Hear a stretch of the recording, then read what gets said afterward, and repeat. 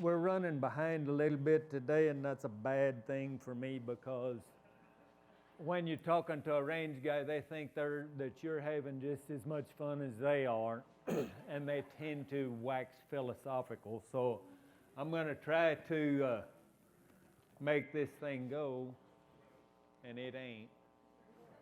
Okay. Andy asked me to talk about grass, grazing, and reproduction and how they work together. I want everybody to know there's no pressure here. I'm just following temple grinding and opening for Bert Teichert. I feel kind of like a rock group in the 60s following the Beatles and opening for Elvis. But I'll do the best I can. It's still not clicking. Basically, what I'm going to try to do. Turn it off. Yeah, I turned it off. Okay.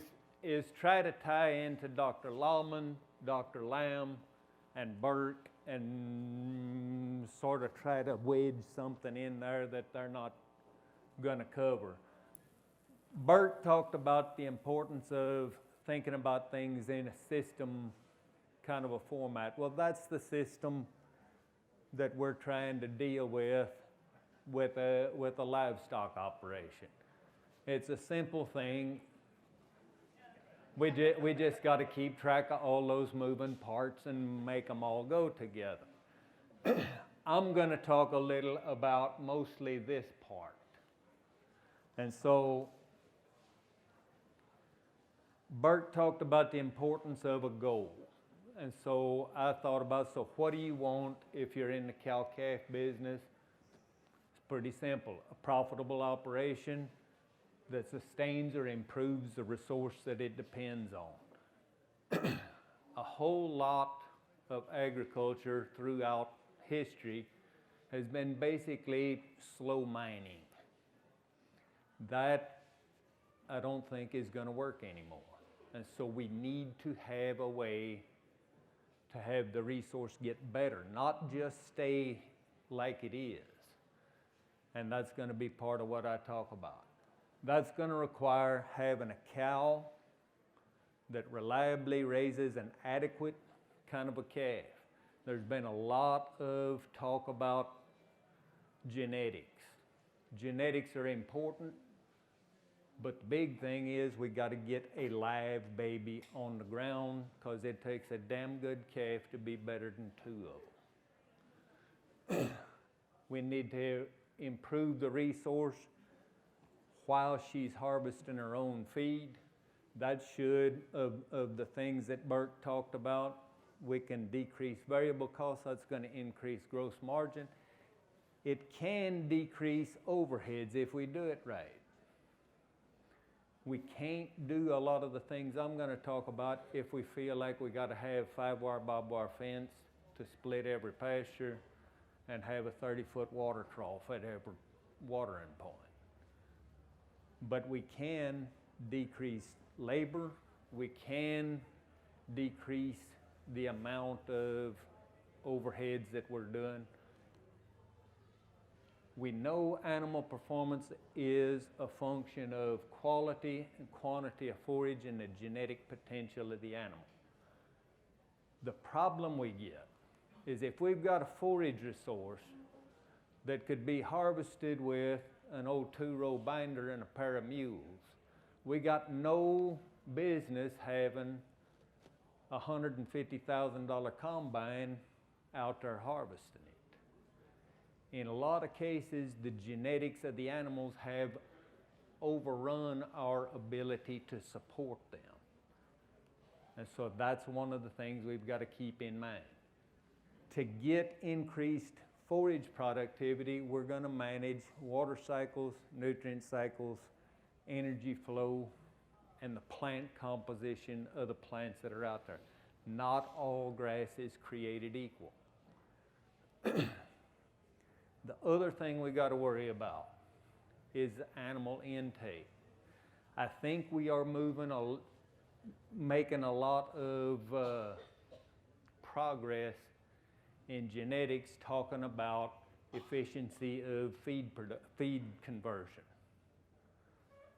But a friend of mine said one time, there's a big difference between, even if you're feeding a higher roughage diet, there's a big difference between having a bull standing around waiting on the feed truck to empty it there, and they just got to go stick their head in the feeder, compared to an animal that has to get to the top of the hill, find the right grass, get it bitten off, get it swallowed in the amount of time he's got to get that done in a day.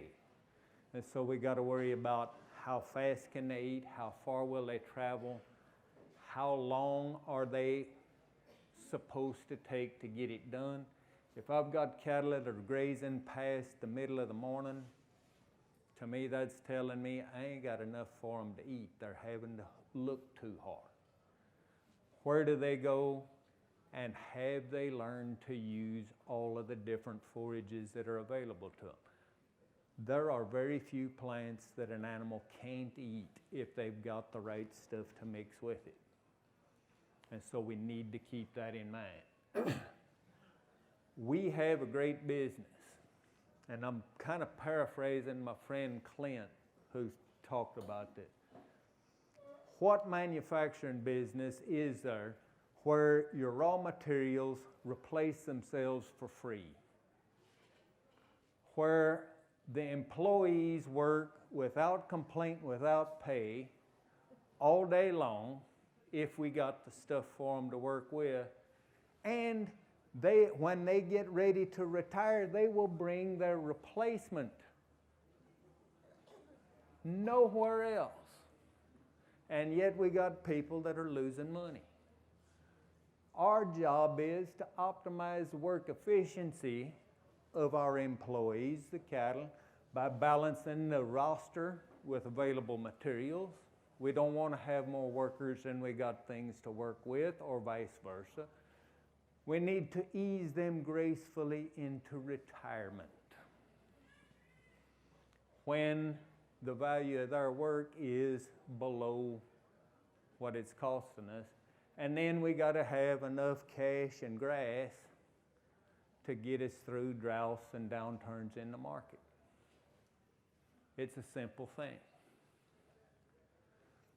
To do that, all grazing management is having the right number of the right animals at the right place at the right time with the right frequency for the right duration for the right reason.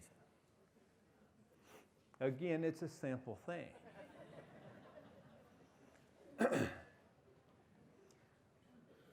And we'll talk about those. The right number, basically we're talking about stocking rate. Now, stocking rate and carrying capacity are not the same thing. We use them a lot of times interchangeably. Stocking rate can be anything we want it to be. Carrying capacity, that's a different thing. Ideally, we want carrying capacity and stocking rate to be pretty close to the same thing. But stocking rate, the optimum stocking rate may be well below carrying capacity. Optimum stocking rate is a performance-driven thing.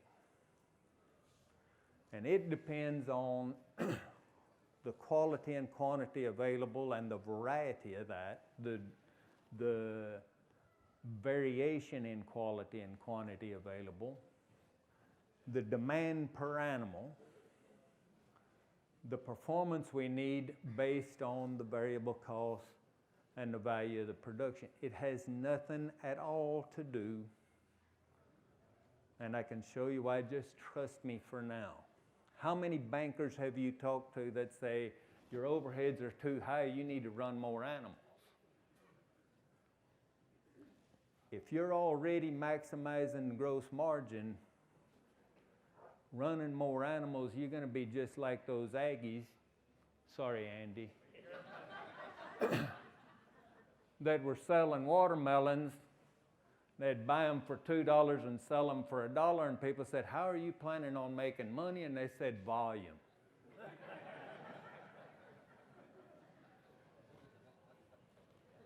overhead costs got nothing to do with what your optimum stocking rate is. Not all animals are created equal. This is straight out of the NRC requirements for beef cattle. Cows at different mature weight, cows with different peak milk production. How many old Hereford cows from back when I was a kid were like a 1,000-pound cow giving 10 pounds of peak milk? Probably quite a few. How many cows do we got like this today? Quite a few. How many people are running the same number of cows today that their grandpa was 40 years ago?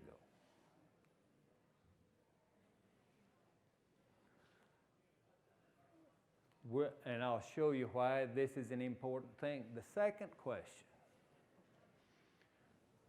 I've seen a lot of articles. Mature cow weight, slaughter weights continue to go up, right?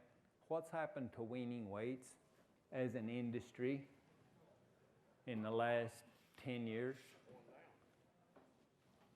Or not moving at least. If we got cows that keep getting bigger and giving more milk, why aren't weaning weights going up?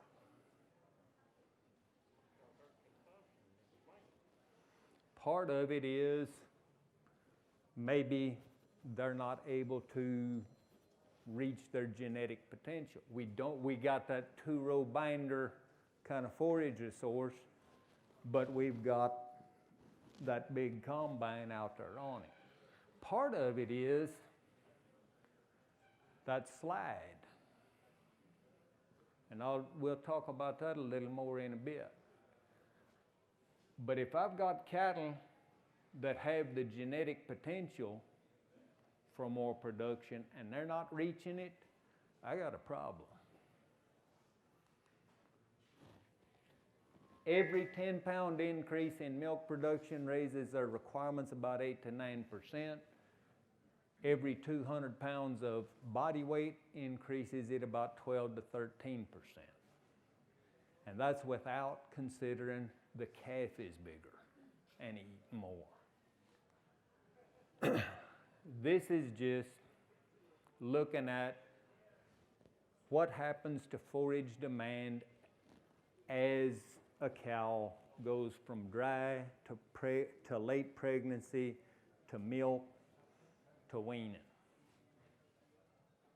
This 1,000-pound, the yellow is a 1,000-pound cow comparing to a dry 1,000-pound cow that gives 10 pounds of milk. This is a 1,200-pound cow giving 20 pounds compared to herself. This is the 1,200-pound cow giving 20 pounds of milk compared to 1,000-pound dry cow. Basically, on average, she's nearly 1.4 of those old 1,000-pound, 10-pound cows. And we got a lot of cows bigger, giving more milk than that.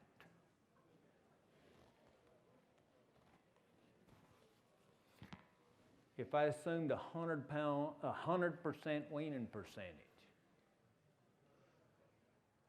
that's the pounds of calf given that weaning weight that I had before, and the number of cows. So here's the standard, and here's how many pounds of weaning weight, how many cows I could run on the same forage resource. Would you rather be selling 45,000 pounds of 650-pound calves or 45,000 pounds of 455-pound calves? It's all the same. I mean, that's what you got to work with. That's the income part. That's assuming I get all the cows bred.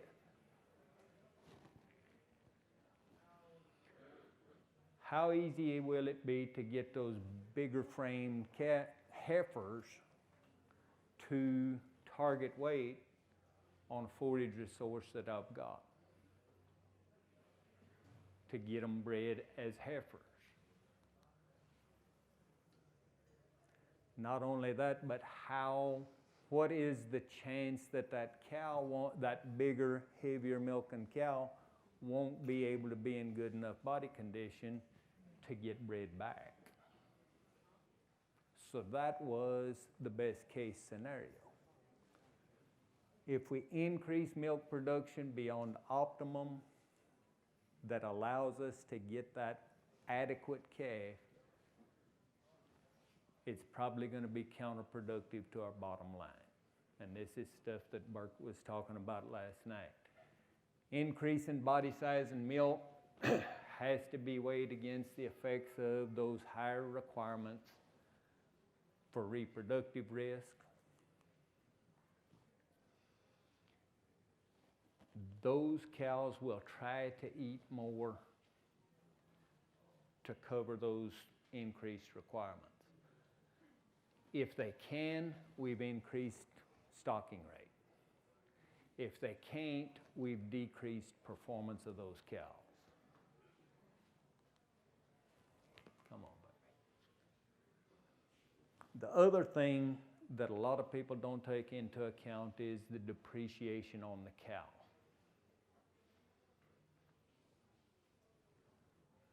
As that cow ages, she goes down in value. Now, a lot of people look on depreciation as, oh, that's just something for Uncle Sam. But I got to replace that cow, or I got to replace that piece of equipment, right? The difference in what I get for its salvage value and what it costs me to replace it, that's a real expense I got to take out of my pocket. How many calves will the average cow produce in her life? Not a rhetorical question. Help me out if y'all want to eat today. 4, 8, 9, 7. I had a man I was on the program with who will remain nameless several years ago. He said, if we can't have an average cow produce 8 calves in her life, we can't make any money. And I thought to myself, then you're going to die. Because it's not mathematically possible. With a 90% conception and a 90% weaning rate, 90% of the ones that calve wean a calf. Start off with 100 bred heifers, not heifers that I'm going to expose to a bull. Average cow will produce about 4 calves in her lifetime. If I got to take one of them and replace her, there's 3. Now, if you can get another 100 calves out of that 12-year-old cows, you can make that 5.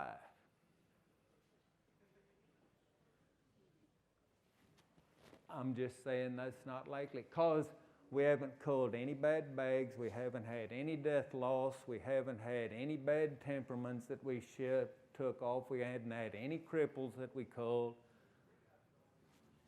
4 calves. Now, some of you may say to yourselves, you say, I do better than that. I get 95 and 95. Okay. 6 calves. Now, if you can get another 100, and I suppose it's possible, out of that 34 that are 12 years old now, you can make that 7. No death loss, no cripples, no bad bags, no bad teeth, no bad temperaments. We don't have many calves to get that done. Here's the other product. Well, actually, let me go on. This is a bad time of year to go get market quotes on cull cows and calves, so this was from last fall when I did a similar presentation. Winter livestock in La Junta, Colorado, November the 17th. Replacement cows bringing $1,225 to $1,600. Aged cull cows weighing 1,050 to 1,300 brought 33 to 50 cents a pound, which is about $350 to $650 a head. That's somewhere $100 to $300 on average. The depreciation on a cow per year. Two kind of bone-chilling things to think about with that. Those aged cows last fall, what were they worth as 2-year-old heifers? $1,225 to $1,600. Average cow, with the cow cycle, the average cow ain't never going to live long enough to be sold on the same market she was produced in. That $350 to $650 is a really nice number. I mean, there's a bunch of guys that wish they had that for depreciation. The other thing to think about, vehicles, we use straight line depreciation a lot for Uncle, right? But is that the way a vehicle depreciates? If I go buy a new pickup, does it depreciate the same amount every year? When I crank it up, it lost $2,000, right? And then it loses some more. And then at the end, after it's 10 years old, it's losing a couple $100 a year, right? How do cows depreciate? Same way? 2-year-old worth whatever. 3-year-old may be worth a little more, right? 4-year-old about the same. 5-year-old about the same. After about a 6-year-old, they start, right? So that's something else to consider about avoiding depreciation. Value of more calf. I don't know how many places I have been. Somebody's trying to sell a supplement or whatever. Oh, you can feed this and it's going to make the world safe for democracy, mom, apple pie in the American way. You're going to get 50 pounds more wean and weight. And if that 50 pounds is worth $1.60, we're all going to be millionaires and married to a model by the time we're 30, right? The problem with that is, that extra 50 pounds ain't worth what you're selling the calf for. The extra 50 pounds is worth something like that. And the kicker is, do you sell a calf for every cow you're spending money on?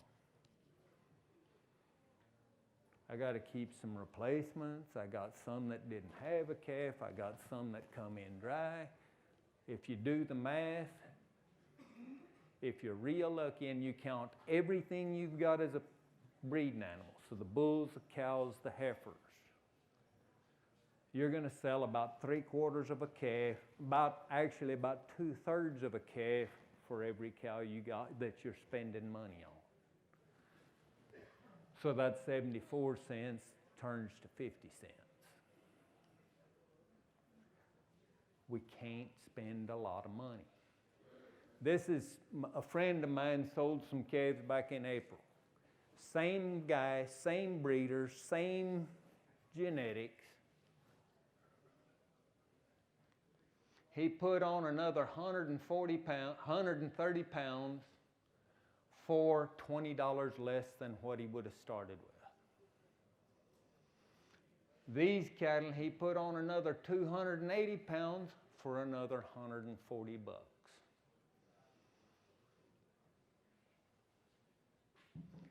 It takes a dang good calf to be better than two. I saw some headlines here here in the last couple of months. Purebred Angus bull set a record, brought $1.5 million in the sale. His adjusted 205-day weight was 1,107 pounds. I worked in a custom packing house. We cut up cattle smaller than that came out of the feed yard. Now this was 30 years ago, but I'm just saying. My question is, what did his dam weigh and how much milk did she give? How much extra land would it take to run that cow with a calf that weighes 1,107 pounds? Or how much extra creep feed and supplement would I have to give to that calf and cow to get that done? And then how likely would she be to breed back if she can wean an 1,107 pound calf? And then one that I don't have up here, how many people are going to want to buy an 1,107 pound feeder calf? So how profitable would that be?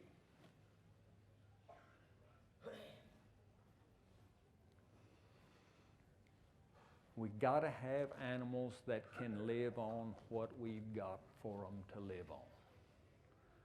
There was an old rancher down by Sanderson, a friend of mine told me they were sitting watching a dog trial one day, and he said, he was an old man. He said, my granddad paid for the ranch, hauling things from the ranch into the town. My grandkids think you make money hauling things from town to the ranch. Having a bunch of cows that can live on what the ranch produces is going to make more money most of the time than having to haul things from the ranch to keep them going. So we got to have some that are adapted.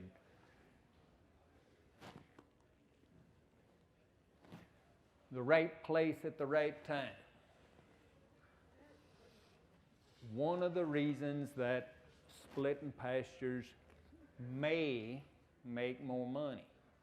So we can get animals to places the animals didn't used to use. So now we've effectively got more acres on the ranch. Bert talked about this last night.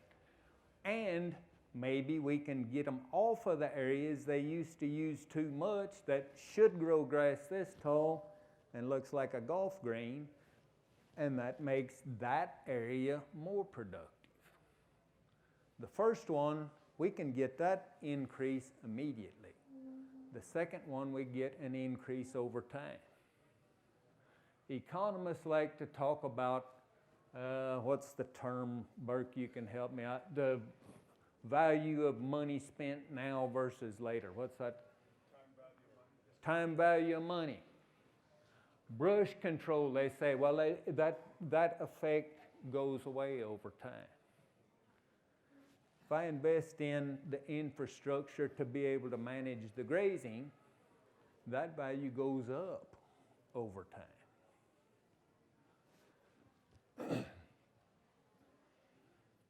This was some GPS points.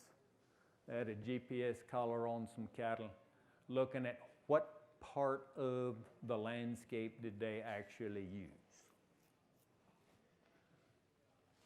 This was down around San Marcos. They used about 40% of the area. 40% of the points were on 9% of the area. They were stocked on average, pretty conservatively for that area, about a count of 21 acres. But the area they were actually using, they were stocked at double that, and the other part, they were stocked at basically zero. If I could get animals there and there, would that be good? If I could get them out of these solid green areas that are probably, look like a golf green, would that be a good thing? That can make us money. Right time, this is just a growth curve, looking at how much stuff is out there of grass. Early on, ain't much there. What this is the cell, clay-like. The blue part is what's inside the cell. The tan part is the cell wall. The cell wall doesn't digest very quickly. Cell contents digest almost immediately and completely. High quality, but they're going to run themselves to death trying to find something to eat. Lots of quantity. Quality is not real great. We need to be somewhere in here. That's what we're trying to do with timing. Right frequency, we need to give the plants enough time to put out a full set of leaves again. And we want to do that at a different time of year when we're grazing so that we're not hitting the same desired plants every year, because then they tend to go away and other stuff comes on. Right duration, we don't want the plant getting grazed off twice before it gets an opportunity to recover. So long graze periods are not a good thing. But if I gotta have long graze periods and get long recovery periods, or I can do short graze periods and short recovery periods, which do you rather have? The long and long. If we put more pastures, we can get short graze periods and long recovery. Right reason, the goal is a big thing. And we gotta worry about what is the thing that's keeping us from getting there. And that changes with time. What happens when you find yourself with a problem? What happens with most people? They either avoid it, or what I do, well, I don't know what to do about this, but I know how to do this thing. And by golly, I'm going to do that a lot harder, and maybe this will just get better, right? If that thing you're working harder on is what got you in the problem, you are violating the first law of holes. Which is, when you find yourself in one, the first thing to do is stop digging.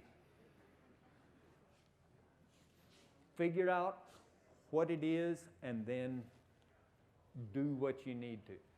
We got to correctly manage why, when, where, how many, how often, how long, how frequently, and that will get us where we need to go. With continuous grazing, we cannot get that done because all we can manage is about how many animals. I want to leave you with two thoughts.